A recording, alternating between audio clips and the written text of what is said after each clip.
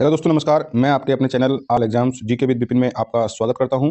देखिए, जैसे कि आप जानते हैं कि दोस्तों हम जो अब की बार रेलवे पार नाम से जो हमारी रेलवे की जो सीरीज चल रही है, और दोस्तों इस सीरीज में दोस्तों हमने ये लक्ष्य तय किया है कि हमें आपके किसी भी तरीके से, चाहे हमें कितनी भी मेहनत करनी क्यों ना पड़े, पर दोस्तों हमें आपके रेलवे में अपनी सीट पक्की करनी है। देखिए, प्रत्येक कैंडिडेट को, प्रत्येक विद्यार्थी को ये अपना एक संकल्प लेना चाहिए कि 2025 एक हमारा सिलेक्शन वाला वर्ष होना चाहिए। तो दोस्तों देखिए, आप एक अच्छी लगन और मेहनत के साथ तैयारी करिए। दोस्तों ये प्लेटफॉर्म आपकी तैयारी के लिए हमेशा आपके साथ तैयार है।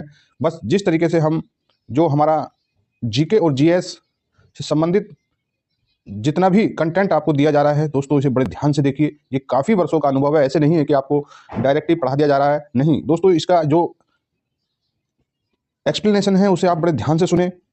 दोस्तों आज कुछ बच्चों का कमेंट था, उस कमेंट का आंसर मैं आपको अपनी क्लास में आगे देने वाला हूं। इस आंसर को सुनिए, ये आपके लिए बहुत लाभदायक होने वाला है। अगर आपको देखिए ये हमारी क्लास अच्छी लगती है, इस प्लेटफॉर्म की मेहनत आपको अच्छी लगती है, तो कृपया इस क्लास को लाइक और शेयर करें। अगर दोस्तों देखिए आप पहली बार आए हैं तो ज़्यादा से ज़्यादा संख्या में अपने दोस्तों को बताइए कि all exams GK with Vipin platform ऐसा प्लेटफॉर्म है जो काफ़ी वर्षों के अनुभव के साथ रेलवे की तैयारी आपको करा रहा है। ठीक है, तो दोस्तों अपनी क्लास स्टार्ट करते हैं। अगर क्लास अच्छी लगती है तो दोस्तों में कम से कम अपने 2-4 दोस्तों में इस क्लास को शेयर करें। ठीक है, चलिए अपनी क्लास स्टार्ट करते हैं। देखिए दोस्तों, आज की जब हमारी क्लास स्टार्ट हो रही है तो देखिए मैं आपको 30 सेकंड कुछ बताना चाहता हूं इस क्लास को स्टार्ट करने से पहले। देखिए ये क्लास का दोस्तों आज आपको इतना महत्वपूर्ण राज पता चलने वाला है कि आज की क्लास हो सकता है शुरू में आप जब लगभग 28-30 क्लास तक हमारे साथ आए हैं तो दोस्तों आपको लगा होगा कि शायद मुझे रटना पड़ेगा, मुझे याद करना पड़ेगा। परंतु जो भी बच्चा इस सीरीज में शुरू से एंड तक बना है और शुरू से एंड तक उसने इसे फॉलो करा है, देखिए अब आपको इन क्लासों को रटने की जरूरत नहीं है। ये क्लास ऑटोमेटिक, आपने जब मेरे क्वेश्चन आपको कराया है और क्वेश्चन से संबंधित जो टॉपिक था और उस टॉपिक का जब मैंने एक्सप्लेनेशन करा है, उस प्रश्न की, उस टॉपिक की मैंने व्याख्या करी है, तो दोस्तों देखिए रेलवे ने जो मैंने व्याख्या करी थी और व्याख्या में जो आपको प्रश्न मैंने या आपको मैंने जो फैक्ट बताए थे, अब देखिए रेलवे उसी फैक्ट पर क्वेश्चन बनाए हुए है और रेलवे ने उस टॉपिक को फैक्ट क्वेश्चन बनाए और आगे उसे बनाकर इसमें दिया है। ठीक है, देखिए कितना आसान होगा। ठीक, तो देखिए अपनी क्लास स्टार्ट करते हैं। जहां जहां पर आपको जरूरत पड़ती रहेगी मैं आपको बताता रहूंगा कि अब आपको यहां एक्स्ट्रा जानने की जरूरत है। ठीक है, तो देखिए पहला क्वेश्चन, देखिए पहला क्वेश्चन क्या कह रहा है। पहला क्वेश्चन कह रहा है कि ये निम्नलिखित जो कथन है किसने कहा।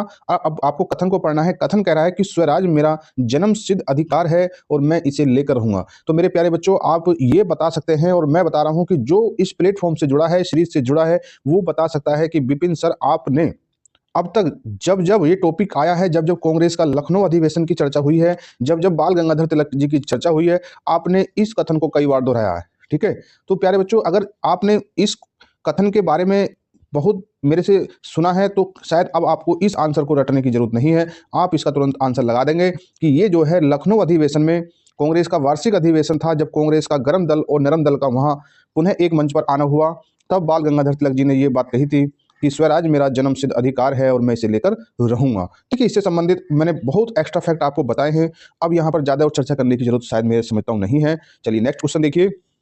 देखिए नेक्स्ट क्वेश्चन क्या कह रहा है कि मोहनजोदड़ो में पाया गया विशाल स्नानागार एक विशाल आयताकार टैंक था। क्या था? आयताकार टैंक था। ठीक है, चलिए नेक्स्ट क्वेश्चन देखिए।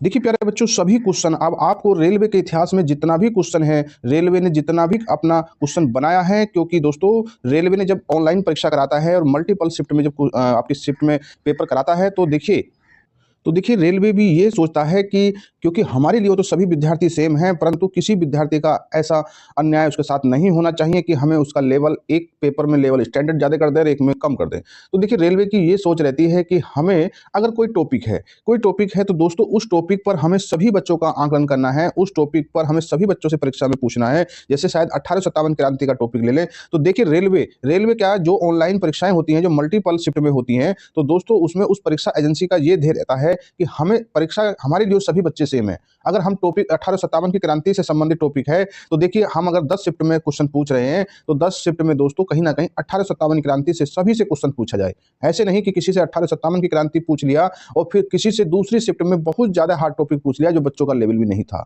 तो प्यारे बच्चों, रेलवे हो या अन्य मल्टीपल जो अन्य परीक्षाएं एजेंसी होती है जो मल्टीपल शिफ्ट में अपना पेपर कराती हैं, कहीं ना कहीं बच्चों का ध्यान रखते हुए ही क्वेश्चन को सेट करती है। ठीक है, ये आपको बात बहुत काम की बात बताई गई है, और आपको और भी आगे बहुत कुछ बच्चों का कमेंट था, उसका आंसर भी शायद आपको आज मिलने वाला है, और उस आंसर से दोस्तों आपको तैयारी में इतनी बूस्ट हो जाएगी तैयारी कि आप देखिए कितने अच्छे मन से पढ़ेंगे फिर। ठीक है, तो देखिए जैसे कि अगले इस क्वेश्चन को देखिए कि निम्नलिखित में से किस स्थान पर गौतम बुद्ध को आत्मज्ञान प्राप्त हुआ था। ठीक है, प्राप्त किया था, तो दोस्तों बोध गया। इसके बारे में बहुत अच्छे से जब आप हमारे साथ, फिर मैं रिपीट कर रहा हूं, आए हैं तो आंसर एकदम लगा रहे होंगे। ठीक है, कुछ क्वेश्चन नया आएगा तो मैं दोस्तों उसे बार बार और अच्छे से पढ़ाने का प्रयास करूंगा आपको। ठीक है, और जो क्वेश्चन या जो टॉपिक से रिलेटेड पहले मैं बहुत अच्छे से बता चुका हूं, तो वहां पर ज्यादा समय नहीं देंगे। ठीक है, तो देखिए ये क्या कह रहा है कि सूक्त पिटक के संदर्भ में निम्नलिखित कौन सा कथन सही है। तो दोस्तों यह मगध के शासक और बुद्ध के बीच बातचीत से संबंधित है, इसे भी आपने पढ़ा है हमारे साथ। ठीक है, चलिए नेक्स्ट क्वेश्चन देखिए। देखिए दोस्तों क्वेश्चन नंबर 507 है कि दक्षिण अफ्रीका से भारत लौटे के बाद महात्मा गांधी ने 1916 में किस विश्वविद्यालय में पहली बार सार्वजनिक सभा को संबोधित किया था, या सार्वजनिक तौर पर संबोधित किया गया था। तो दोस्तों आपने पता होगा कि महात्मा गांधी 9 जनवरी 1915 को भारत आए, और उन्होंने पूरे 1915 में भारत की जो जनता से भारत की समस्याओं से अवगत किया गया। क्यों? क्योंकि उनके जो गुरु थे गोपाल कृष्ण गोखले ने महात्मा गांधी जी को एक सलाह दी कि गांधी जी आपने पहले भारत की जनता के बीच जाना चाहिए, जनता की राय को पहचानना चाहिए, समझना चाहिए जनता क्या कह रही है, जनता की क्या समस्याएं हैं। तो फिर उसके बाद फरवरी 1916 में बनारस हिंदू विश्वविद्यालय के उद्घाटन समारोह में महात्मा गांधी जी पहली बार सार्वजनिक तौर पर जनता से मिले और वहां संबोधित किया गया। ठीक है, चलिए नेक्स्ट क्वेश्चन देखिए। 1930 में किसने दलितों को डिप्रेस्ड क्लासेस एसोसिएशन में संगठित किया और उनके लिए एक अलग निर्वाचन मंडल की मांग की? तो दोस्तों वो की थी भारतीय संविधान के जनक डॉक्टर B.R. अम्बेडकर ने। ठीक है, चलिए नेक्स्ट क्वेश्चन देखिए। क्वेश्चन नंबर 509 क्या कह रहा है कि 1909 में महात्मा गांधी द्वारा लिखित पुस्तक का नाम बताइए। यह लिखा था कि यदि भारतीय उनका सहयोग न करें तो ब्रिटिश शासन समाप्त हो जाएगा। तो महात्मा गांधी जी ने अपनी पुस्तक हिंद स्वराज में ये बात लिखी थी, क्योंकि उस समय महात्मा गांधी दक्षिण अफ्रीका में है, तो उनकी भाषा शैली थी कि अगर भारतीय अंग्रेजों का सहयोग न करें तो ब्रिटिश शासन समाप्त हो जाएगा। ये महात्मा गांधी जी ने अपनी किताब हिंद स्वराज में लिखी थी, आपने ध्यान रखना है। ठीक है, चलिए नेक्स्ट क्वेश्चन देखिए। क्वेश्चन नंबर 510 क्या कह रहा है कि मोतीलाल नेहरू ने परिषद राजनीति में वापसी के लिए बहस करने हेतु कांग्रेस के भीतर स्वराज पार्टी का गठन किसके साथ किया? तो देखिए वो महान मूर्ति थी चित्तरंजन दास। ठीक है, 1 जनवरी 1923 को प्रयागराज, उस टाइम का इलाहाबाद में, मोतीलाल नेहरू और चित्तरंजन दास के नेतृत्व में एक पार्टी का गठन किया गया। यह पार्टी कांग्रेस के भीतर ही एक शाखा थी, तो ठीक है, तो स्वराज पार्टी बनाई गई चित्तरंजन दास जी के द्वारा। ठीक है, चलिए आगे देखिए दोस्तों अगला क्वेश्चन है कि लुम्बिनी, बोधगया, सारनाथ, कुशीनगर की यात्रा निम्नलिखित में से किस विशिष्ट रेलगाड़ी से की जा सकती है? तो देखिए ये कहीं ना कहीं करंट से अपडेटेड क्वेश्चन था। ठीक है, चलिए इसका आंसर देखिए। तो देखिए दोस्तों उस ट्रेन का नाम था बुद्धिस्ट सर्किट टूरिज्म ट्रेन। ठीक है, चलिए नेक्स्ट क्वेश्चन देखिए। क्वेश्चन क्या कह रहा है कि इनमें से किसी भारतीय रेल का जनक कहा या माना जाता है? दोस्तों बताइए, क्या ये टॉपिक हमने कितनी बार आपको पढ़ाया है, कितनी बार इसे आपको अच्छे से समझाया है? तो इसमें आपको सोचने की जरूरत नहीं है। वो महान मूर्ति, वो ऐसे भारतीय रेलवे के एक उदारक के रूप में जाना जाता है, उनका नाम है लॉर्ड डलहौजी, क्योंकि इन्हीं के शासनकाल में, इन्हीं के समय में अप्रैल 1853 में भारतीय रेलवे का स्टार्ट हुआ। पहली बार बंबई से ठाणे के बीच 34 किलोमीटर की दूरी पर ये ट्रेन चलाई गई थी। ठीक है, चलिए नेक्स्ट क्वेश्चन देखिए। प्यारे बच्चों बहुत ही इंपॉर्टेंट क्वेश्चन मिल रहे हैं, आप ऐसा मानिए ये इतना इंपॉर्टेंट क्वेश्चन है, ये आपकी परीक्षा में बिल्कुल ऐसे ही यहाँ से मिलने वाले हैं। ठीक है, चलिए क्वेश्चन क्या कह रहा है कि अंग्रेजी समाचार पत्र मराठा के संस्थापक कौन थे? तो देखिए ये थे बाल गंगाधर तिलक। ठीक है, चलिए नेक्स्ट क्वेश्चन देखिए कि भारत का पहला प्रमुख समाचार पत्र किस वर्ष शुरू किया गया था? तो वो 1780 में किया गया था, उसका नाम था बंगाल गजट। किसके द्वारा किया गया था? हिक्की के द्वारा शुरू किया गया था। तो देखिए इससे संबंधित आगे भी आपको क्वेश्चन मिल सकता है दोस्तों, इसकी भी हमने काफी अच्छे से व्याख्या आपको कराई है। ठीक है, चलिए नेक्स्ट क्वेश्चन देखिए दोस्तों आपको बड़े मन लगाकर पढ़ाई करनी है, अब समय परीक्षा का नजदीक आता जा रहा है। कि अगला क्वेश्चन देखिए कि बाबर का वास्तविक नाम क्या था? तो जहीरुद्दीन बाबर था। ठीक है, जहीरुद्दीन बाबर था। बहुत आपको ध्यान रखना, क्योंकि बाबर ने ही दोस्तों मुगल वंश की नींव रखी थी। ठीक है। चलिए अगला क्वेश्चन देखिए कि विश्व भारती की स्थापना किसके द्वारा की गई जो बाद में एक केंद्रीय विश्वविद्यालय बना? तो वो दोस्तों रविंद्रनाथ राजा राम मोहन राय के द्वारा की गई। ठीक है, चलिए नेक्स्ट क्वेश्चन देखिए। देखिए क्वेश्चन नंबर 517 कह रहा है कि निम्नलिखित में किसने कभी भी भारतीय राष्ट्रीय कांग्रेस की अध्यक्षता नहीं की? तो दोस्तों इस क्वेश्चन को आपको बहुत अच्छे से देखना है। तो देखिए वो है doctor B R Ambedkar. B R Ambedkar ने कभी भी भारतीय राष्ट्रीय कांग्रेस की अध्यक्षता नहीं की। ठीक है, बहुत अच्छे से ध्यान देना है। सरोजिनी नायडू ने भी की थी, दादा भाई नौरोजी ने भी की थी, सुरेंद्र नाथ बनर्जी ने भी इनके सहयोग में रहे थे। ठीक है, चलिए आगे देखिए अगला क्वेश्चन कह रहा है कि आदि ग्रंथ किस समुदाय का धार्मिक ग्रंथ है? तो प्यारे बच्चों जब आप एक ऐसे प्लेटफॉर्म से पढ़ रहे हैं तो आप बहुत अच्छे से जानते होंगे। तो दोस्तों वो जो सामुदायिक है वो है सिख से। ठीक है, तो आपने ये भी ध्यान देना है दोस्तों, क्योंकि हम जो है आपको एमसीक्यूज पीवाईक्यूज हमने कराया है, रेलवे का पीवाईक्यू भी कराया है, एमसीक्यूज भी करा रहे हैं। तो दोस्तों आपने ध्यान देना है, हमारी जो है लगभग 200 टॉपिक को कवर करते हुए, जीके जीएस के 200 टॉपिक को कवर करते हुए हमारी श्रृंखला चल रही है। उस सीरीज का नाम है हमारा मिशन वर्दी के तहत भी चल रही है और अब की बार रेलवे पार के तहत भी चल रही है। दोस्तों आपने दोनों सीरीज को फॉलो करना है क्योंकि दोनों में कंटेंट सेम है। ठीक है, चलिए अगला क्वेश्चन देखिए।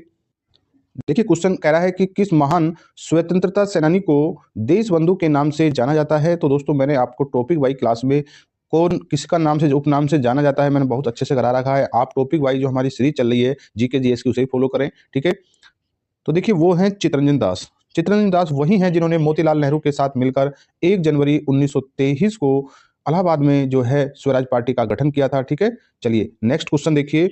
नेक्स्ट क्वेश्चन है कि ब्रिटिश के नाम नमक एकाधिकार के खिलाफ महात्मा गांधी के द्वारा आयोजित अहिंसा विरोध और दांडी यात्रा दोस्तों 6 अप्रैल, ध्यान देना 6 अप्रैल 1900 समाप्त हो गई थी। जो नमक यात्रा थी दोस्तों वो 6 अप्रैल 1930 को समाप्त हो गई थी। फिर इसी के बाद सत्याग्रह आंदोलन की शुरुआत हुई थी। ठीक है, चलिए नेक्स्ट क्वेश्चन देखिए।